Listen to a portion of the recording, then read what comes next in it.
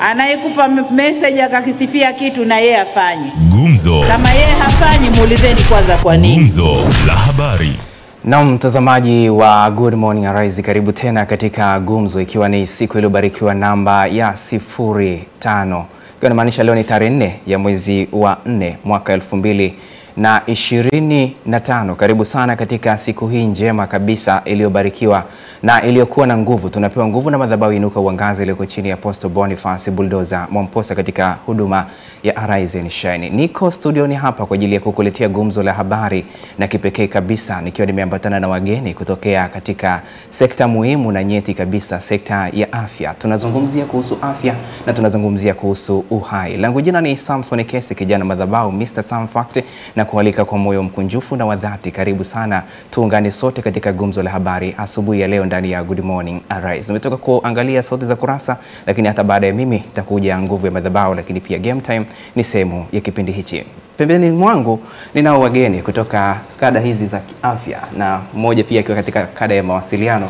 Na nianze katika mkono wangu wa kulia kwa manufaa ya mtazamaji wa Good Morning Arise ndani ya Gumzo. Angependa kujua leo tumeambatana na nani ndani ya Gumzo? Hapa ni Joel Temba kutoka mpango wa taifa wa damu salama kanda ya Mashariki. Ndio. Yeah. Karibu sana. Nashukuru sana. Mimi naitwa Roxana Kadio. Nimetoka Halotel kama mkuu wa kitengo cha uhusiano na mawasiliano. Roxana Kadio, lakini pia tuna Joel Temba. Kadio. Yes, Kadio. Roxana Kadio. Okay. Yote nia na lengo ni kutaka kujua kampeni ya damu salama, na tukianzia kwenye kanda ya Mashariki. Kwa nini mmelenga kanda ya Mashariki, lakini kwa nini kampeni ya damu kwenye vyuo? Asante sana ndugu mtangazaji. Kama benki ya damu kanda ya Mashariki, kwa kipindi hichi tumeamua zaidi kujikita kwa wanafunzi wa vyuo vikuu na vyuo vya kati, hususan ndani ya mkoa wa Dar es Salaam, ikiwa ni ndilo eneo ambalo haswa wadau wetu ambao wameweza kuwezesha hii kampeni wameamua waelekeze jicho lao humo, kwamba vijana wengi sasa wa vyuo ndio wale ambao wako na nguvu, lakini ndio wengi ambao wamekuwa ni muhimili mkubwa wa benki yetu ya damu kwenye uchangiaji wa damu. Na tunafahamu kwamba wastani wa asilimia zaidi ya 50 ya wachangiaji wa damu ni vijana wa shule za sekondari pamoja na vyuo vikuu na vya kati. Kwa mfano, tunacho chuo kimoja sitakitaja, lakini kila tunapoenda kuchukua damu ni kwenye tukio moja, sio chini ya chupa 200 za damu ambazo wanachangia. Kwa hiyo tumejikita sana kwa upande wa vyuo, lengo ni kuongeza makusanyo na hamasa kwenye benki yetu ya damu. Kwani wahitaji wakubwa wa damu, kwa mujibu wa takwimu zenu mnazofanya kwenye kampeni zenu mbalimbali, wahitaji wakubwa wa damu hasa ni wapi, na kwa nini kundi hili na utatuambia kwa nini kundi hilo? Asante ndugu mtangazaji. Kwa manufaa ya watazamaji wa Arise and Shine, lakini kipindi Gumzo la habari, wahitaji wakubwa wa damu, kwanza kabisa itambulike kwamba benki ya damu tunadili zaidi na uhai wa binadamu. Na hatuna kiwanda chochote ambacho kinazalisha damu mpaka sasa. Na benki ya damu au program ya damu salama ambayo ilianzishwa 2004 kwa ajili ya kuratibu zoezi la uhamasishaji na ukusanyaji wa damu nchini, lengo lilikuwa ni kwenda kupambania wahitaji ambao ni pamoja na akina mama wajawazito ambao kitakwimu mpaka sasa ni asilimia 34 ya mahitaji kama nchi, lakini pia wakati wa kujifungua na kadhalika. Lakini pia tunalo kundi la watoto wadogo wenye umri chini ya miaka 5 ambayo pia mahitaji yake kwa nchi nzima kwa sasa ni asilimia 19 damu ambayo inakusanya yote inaelekea kwao. Lakini pia tunalo kundi la wale wagonjwa wa saratani, wanahitaji damu kwa ajili ya matibabu, mionzi na kadhalika, asilimia 25.9 ndio damu inaenda kwao. Kwa hiyo tunalo kundi la wagonjwa waanga mbalimbali wa ajali, asilimia 4.5 damu inahitajika kwenda kwao. Lakini pia kundi la mwisho tunalo kundi la wagonjwa wa VVU, maambukizi ya virusi vya ukimwi, ambayo mahitaji ya damu ni 3.4. Na kundi la mwisho kabisa tunalo kundi la upasuaji. Wagonjwa wengi ambao wanatoa upasuaji pale JKCI na maeneo mengine kadha wa kadha, na sasa mkoa wa Dar es Salaam ambao hospitali nyingi ni kubwa za kitaifa na kanda na kadhalika, mahitaji ya damu ni 13.9. Kwa hiyo hayo makundi yote ndio ambayo tunapambana kama Damu Salama kupitia afua mbalimbali za kiserikali kama Wizara ya Afya kuhakikisha ya kwamba damu zinakusanywa ili kwenda kuwainua vitandani. Madam Kadio, utakuwa ni shahidi kuwa taasisi nyingi za kiserikali na zisizo za kiserikali huwa zinawekeza zaidi kwenye faida. Ninyi kama Halotel, kwa nini mmeamua kuwekeza kwenye damu? Na tunajua kabisa damu haiuzwi, damu haina mrejesho kwamba mtu atakapoipata atapaswa kulipia, lakini pia damu si kama biashara nyingine, kwa sababu ile sio biashara. Kwa nini mmeamua kuingia katika jambo hilo na kulipush kuhakikisha kwamba benki ya damu inakuwa sehemu salama ya watu kupata damu kwa uhakika? Asante. Kwanza kabisa ningependa introduce Halotel ni nini kwa watu ambao wanaweza kutuangalia. Halotel ni kampuni ya mawasiliano ambayo tunatoa huduma za kimawasiliano. Kwa jinsi maisha yanavyoenda, tunasema kwamba mawasiliano sasa hivi ni part ya basic need, ni kitu ambacho binadamu anahitaji kama anavyohitaji kula au kama anavyohitaji kuvaa. Kwa sasa hivi tukisema kwamba usiwasiliane na watu wewe kama binadamu, utapata shida kidogo. Kwa hiyo Halotel kimsingi ni kampuni ya mawasiliano ambayo tumejikita katika Tanzania nzima, na kitu kimoja ambacho sisi kama Halotel ni kipaumbele kwetu ni kumgusa kila Mtanzania. Na katika kumgusa kila Mtanzania sio katika huduma zetu tu, ambazo huduma zetu ni huduma za simu za mkononi, lakini pia kwamba mnarahisisha mawasiliano kwa kiasi kikubwa na vitu kama hivyo, lakini tumejikita katika kumgusa binadamu katika pia nyanja nyingine ya kijamii.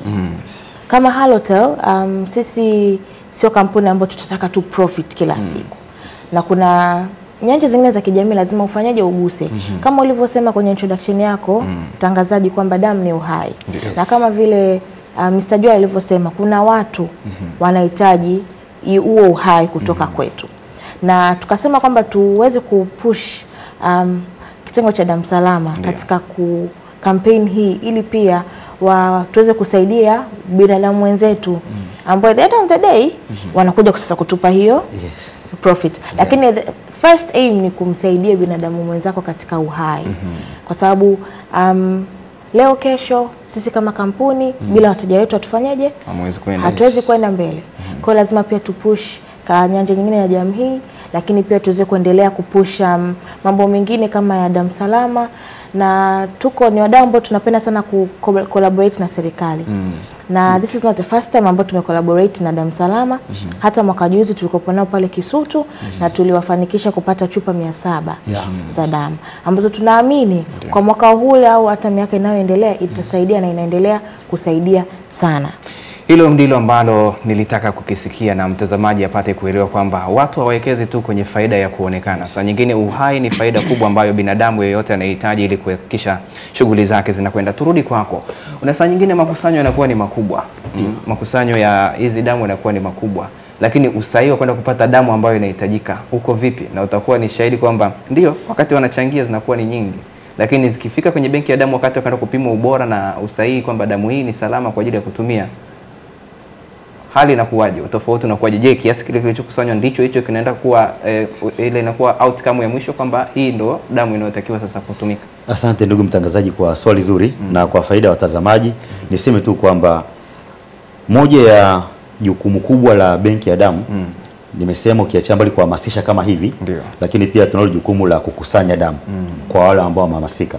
Lakini pia jukumu lingine nilisema kwamba ukishazikusanya zile damu zinaenda maabara.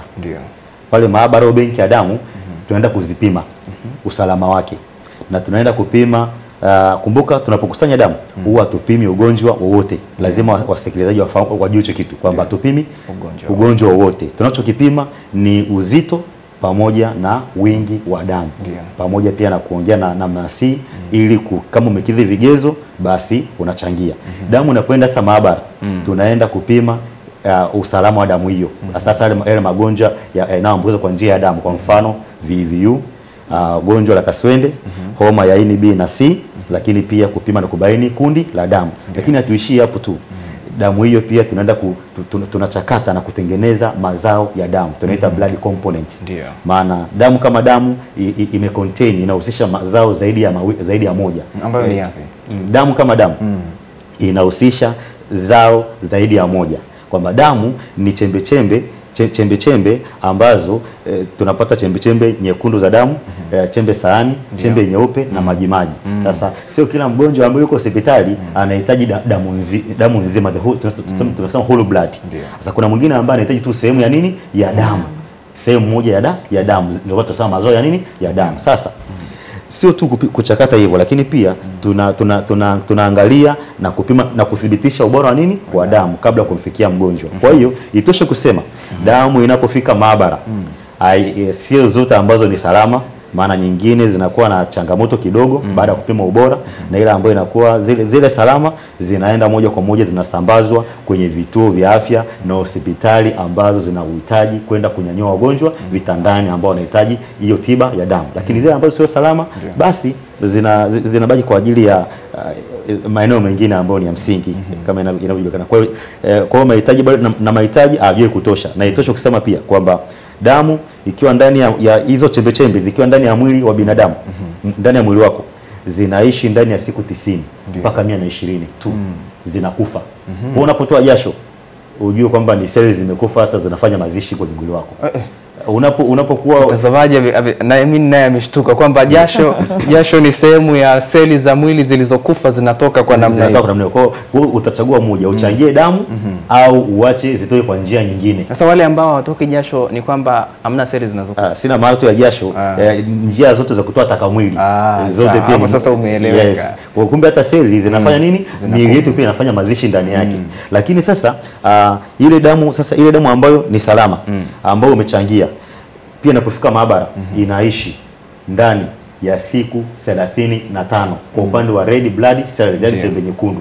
Na kuna zingine ambazo kama chembe tunaita platelets zinaishi ndani ya miezi 12 na kadhaa. Kwa hiyo inapokuwa nje ya binadamu, yaani ukishachangia inaishi ndani ya siku 35 mpaka 42 hizi chembe nyekundu. Lakini zikiwa ndani ya mwili zinaishi ndani ya siku 90, zitakufa, zitazaliwa zingine, utaki usitaki. Kwa hiyo ni wazi kuwa kila siku kunahitajika damu ndani ya benki ya damu, sababu damu inayotoka baada ya kutoka tu ndani ya mwili wa binadamu haina muda mrefu wa kuishi, sababu chembe hai nyekundu za damu ndio damu yenyewe.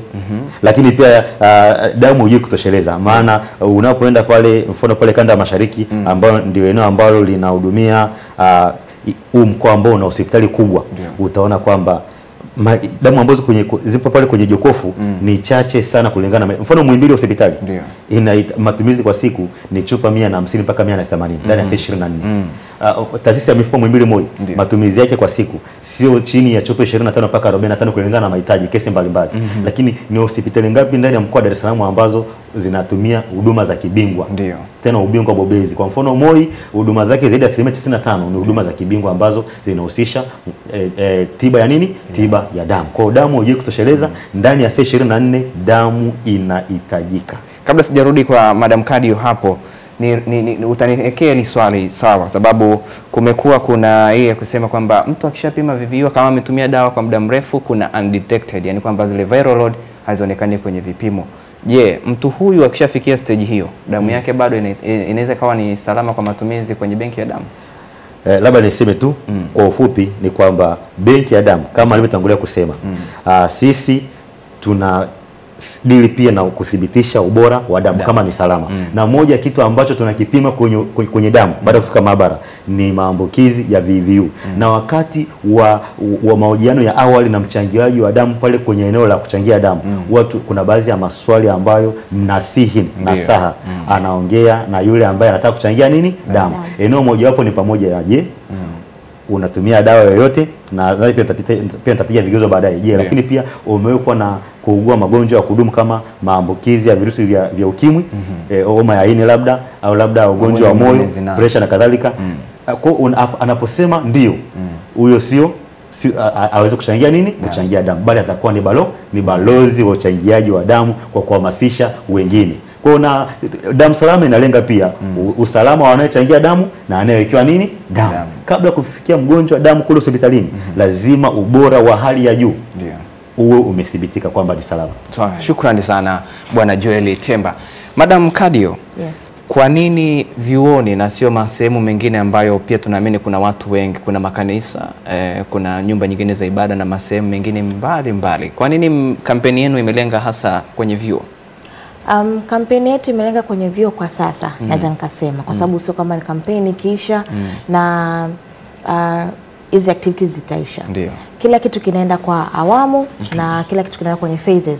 Kwa hiyo kwa awamu hii tumeamua kulenga wanavyuo kwa sababu wao ni wadau wakubwa sana wa damu salama, lakini pia sisi pia wanavyuo ni wadau kubwa sana kwetu. Kwa hiyo tukipeleka motion zetu mbili kwa pamoja, nadhani tutapata kitu kizuri zaidi. Kwenye makanisa na jamii zingine tutakuja pia, kama nilivyosema ni awamu, kwa hiyo hatutoishia hapa. Kama nilivyosema tunaendelea kucollaborate na kitengo cha damu salama, kwa naamini kabisa tutoishia hapa. Tutawafikia na uwe wa kwanza tukiwafikia. Okay, sawa, nitakuwa wa kwanza. Lengo kubwa hasa kwenye kampeni zenu mnavyofanya, baadaye mnafanya tathmini, huwa mnafikia malengo yaliyowekwa au huwa inakuwa bado ni chini ya malengo? Tuna kama Halotel collaborate na damu salama. Lengo hasa kila siku tunapokuwa tunafanya hizi projects ni kufikia watu wengi tuwezavyo. Kama nilivyosema mwaka juzi tuweza kupata chupa 700. Kwa ni outreach kama hizo ambazo tunataka, ni targets kama hizo ambazo tunataka tufikie. Kama alivyosema Mr. Joel, kwa siku Muhimbili peke yake wanatumia chupa zaidi ya 100. Kwa tukipata more outreach na more people watakao kuja kuweza kwenye hii blood donation drive yetu, ni target ambayo ni kwetu ni nzuri sana. Kwa hiyo tuna reach for the stars, wazungu anasema. Tunataka tufikie watu wengi zaidi na watu wengi zaidi na wanafunzi wengi zaidi waweze kufanya donations.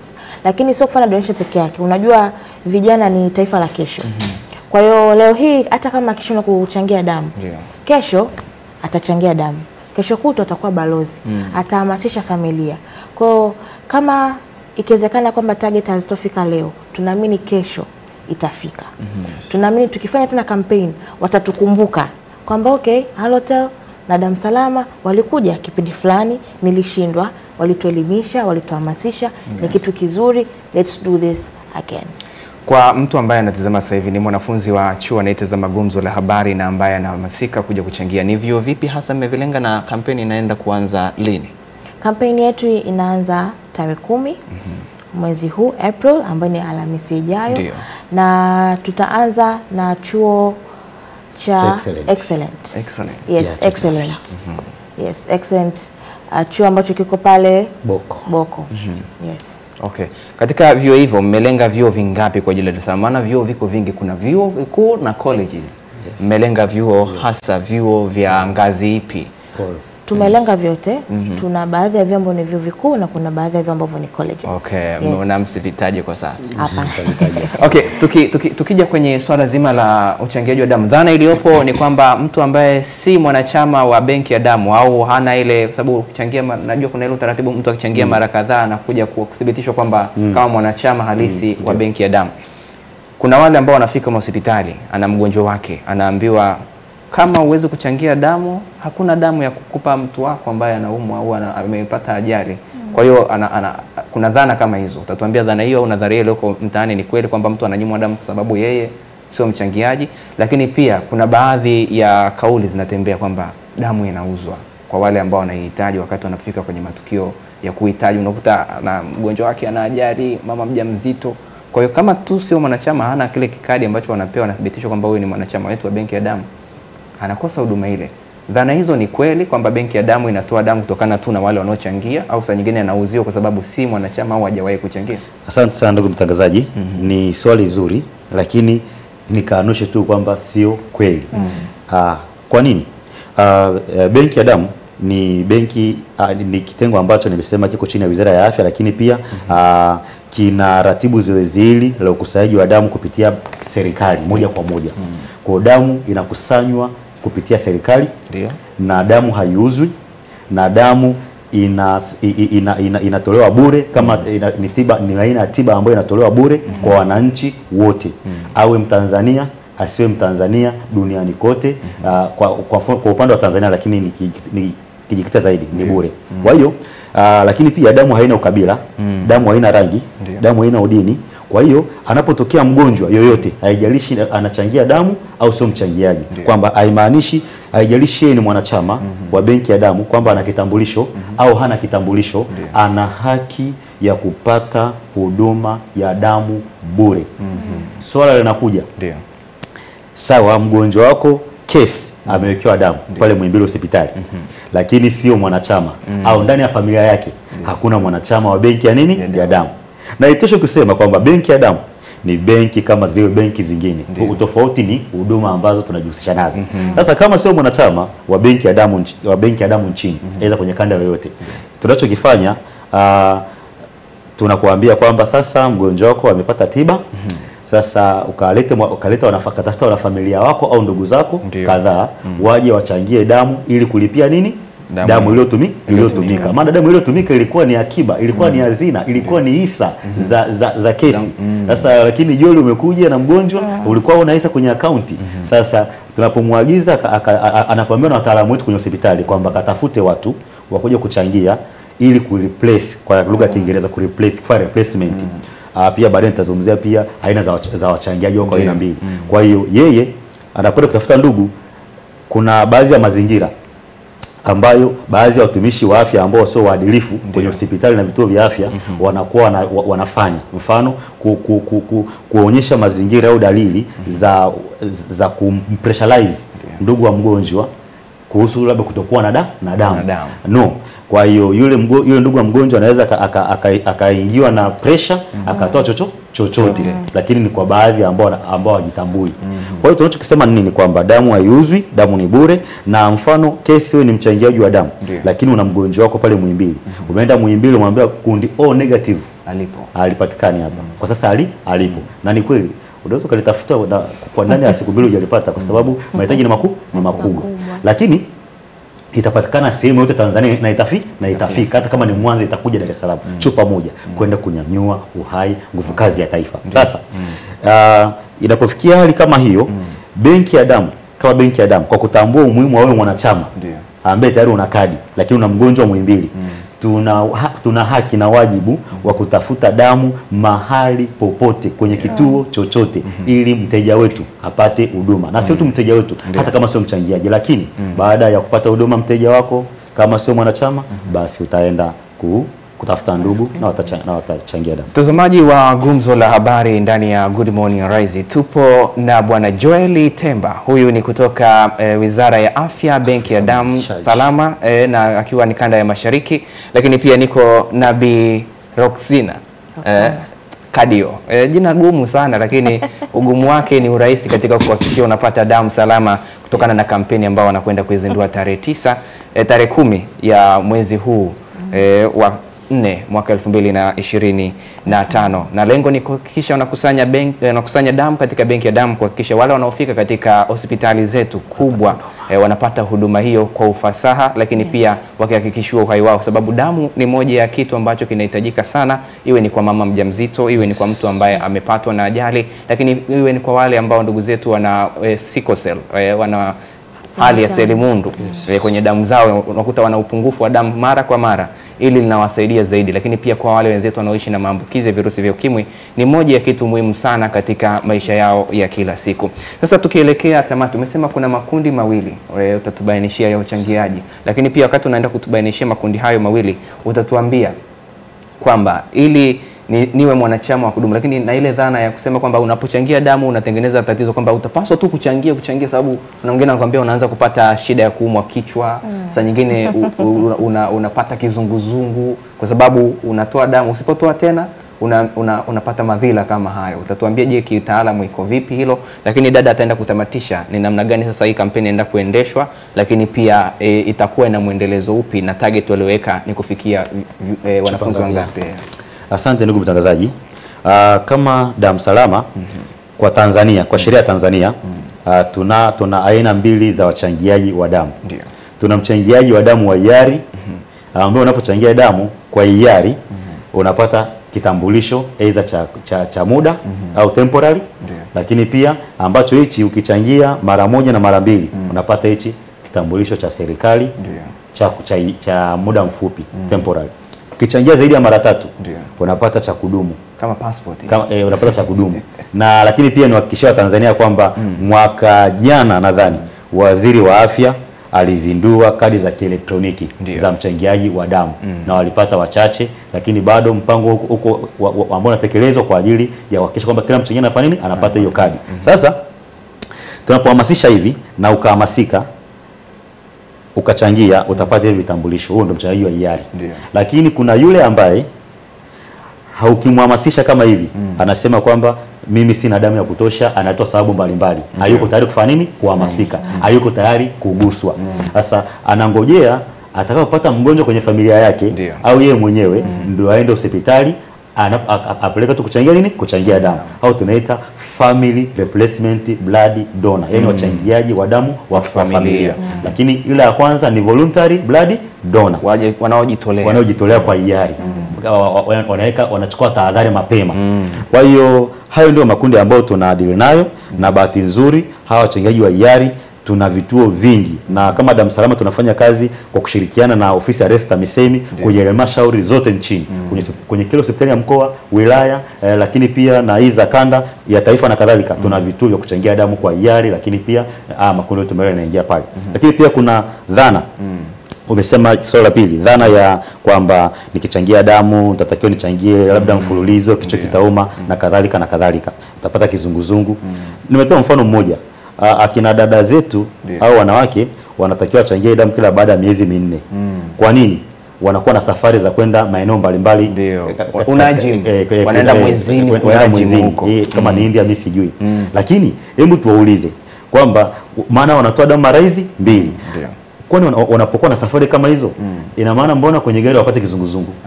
Maana pia nisema kupunguza damu. Kwa hiyo dhana ya kizunguzungu inatokea pale ambapo mnasi amekaa na wewe kabla ya kuchangia damu, labda kama ukikosea au ukadanganya baadhi ya eneo, madhara yake ni pamoja au kuwa na ile hofu. Kuna maudhi madogo madogo kama kizunguzungu, ni maudhi madogo madogo kwa yule mtu ambaye ni mara ya kwanza kuchangia damu, hiyo ni ya kawaida sana. Kwa hiyo lakini kuchangia damu hakuna madhara yoyote. Kuchangia damu ni afya, na kuchangia damu ni ibada pia, ni sadaka, lakini ni thawabu mbele ya Mwenyezi Mungu. Unapochangia damu, na watazamaji wasikie kwa makini, unapochangia damu leo au kesho, unaenda kuwa chachu, unaenda kutoa sadaka au chachu ya uhai kwa kizazi na kizazi na kizazi. Kwa hiyo kwenye kampeni hii nitoe wito kwa Watanzania wote, hasa wanavyo, na bahati nzuri kampeni haitakuwa tu na uchangiaji wa damu. Hizo chupa 500 ambazo Kadio atazungumzia kwa kama target, itakuwa pia na upimaji. Itaambatana na upimaji wa afya bure. Tutakuwa na upimaji wa afya ya kinywa na meno bure kwa magonjwa ya kuambukiza yale, lakini pia sukari bure, shinikizo la damu bure, kupima vinasaba, yani single cell screen bure, lakini pia kucheki afya ya macho pia bure kabisa kwa wananchi pamoja na wanavyo ambao watachangia nini? Damu. Na mgeni rasmi nadhani atatuambia Kadio ambaye atakuwa ni mtaji. Mtaje tu. Vyema kummalizia. Ni atakayezindua kampeni hizi ni mkuu wa wilaya ya Kinondoni, Mheshimiwa Saadi Mtambule. Na hizi kampeni zitaenda kwenye vyuo vingine hivyo kama chuo cha Excellent ambako wanafunzi zaidi ya 2500 pamoja na wananchi watakusanyika pale siku hiyo uzinduzi. Lakini pia tutaenda chuo cha DMY, Dar es Salaam Marine Institute hapo Posta, lakini wanamaji, lakini pia tutaenda chuo cha taasisi ya uhasibu TAA pale pale Temeke. Tutaenda chuo cha Nobo College, chuo cha afya na sayansi shirikishi Nobo Tabata. Lakini pia tutaenda chuo cha St David hapo Kimara, na vingine vingi. Kwa basi nikushukuru kauli mbiu yetu ni usalama wa mama na mtoto ni jukumu letu sote. Usalama wa mama na mtoto ni jukumu letu sote, mimi na wewe mtazamaji unayefuatilia Gumzo la Habari. Kadio, yes. Tunalenga chupa ngapi na tunaenda na na nguvu ipi ili kuhakikisha kwamba tunazifikia target za kuchukua damu hiyo? Okay, kikweli tumejipanga ndugu mtangazaji. Tumejipanga sana kwa sababu kama tunavyohamasisha swala la damu ni swala muhimu sana. Yes. Kwa katika kujipanga huku nguvu ya Halotel na nguvu ya damu salama.